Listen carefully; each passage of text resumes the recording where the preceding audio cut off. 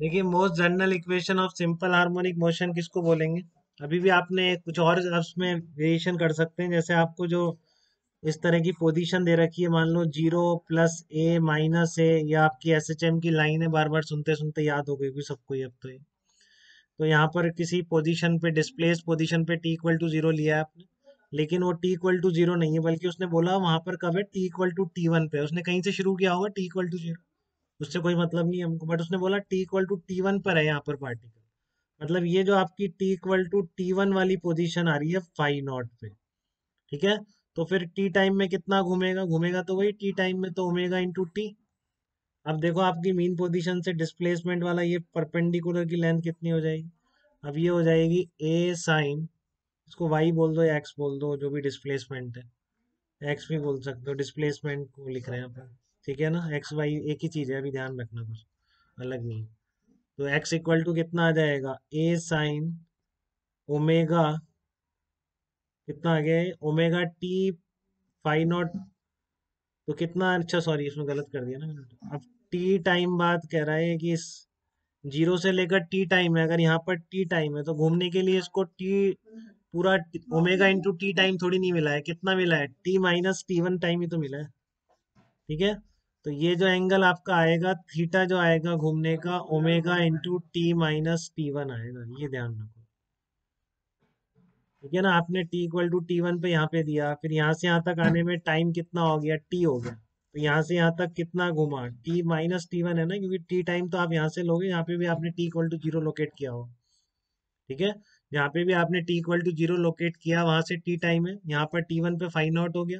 किसी general instant पे मान लो टोटल वहां से शुरू करके टी टाइम हो गया, तो ये कितना घुमा, ओमेगा इंटू t - t1, ठीक है?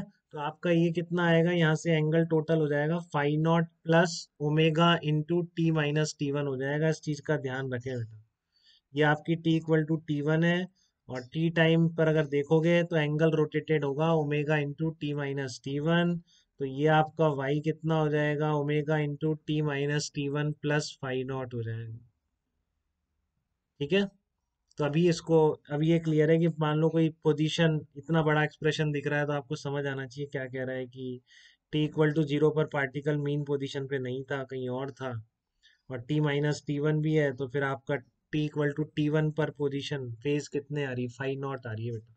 तो मोस्ट जनरल थोड़ा सा और कर दें आप इसको, मोस्ट जनरल में इसको बोल रहा हूँ। मैंने ये भी मान लिया, अब तक मैं सब जगह मान रहा था इनमें कि इक्विलिब्रियम पोजीशन x = 0 पर है। इसको बेटा याद रखें, नहीं तो वेव के क्वेश्चन नहीं होंगे, बता रहा हूँ। यहाँ पे वेव में ही तो बहुत छोटा पार्ट होगा, इसके आगे भी और कुछ करना होगा। जिसको ये चीजें क्लियर है ना, टाइम निकालना और इस तरह से इक्वेशन बनाना, वो वेव की इक्वेशन भी 2 मिनट में बनाएगा, 2 ही मिनट में बनाएगा, तीसरा मिनट नहीं लगाएगा। बट पढ़ना इसको इसी तरह से पढ़ेगा, आप कहीं से भी और भी पढ़ रहे हो तो ध्यान से समझिए आप, इस तरह से और कोई नहीं पढ़ाने वाला है आपको, ठीक है ना? और फिर वो क्वेश्चन देखना, आप फटाफट करोगे मैकेनिकल वेव्स, जब आपको ये सिंपल हार्मोनिक मोशन में इस फाइव नॉट एकदम क्लियर हो।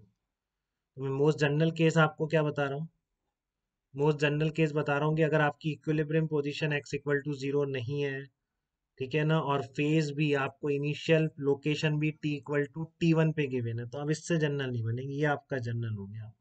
x - x इक्विलिब्रियम, ये बात हो चुकी है अपनी। इक्विलिब्रियम पोजीशन अगर नहीं है x = 0, तो a = -omega square x equilibrium, ये वाली इक्वेशन होती थी अपनी, ठीक है ना?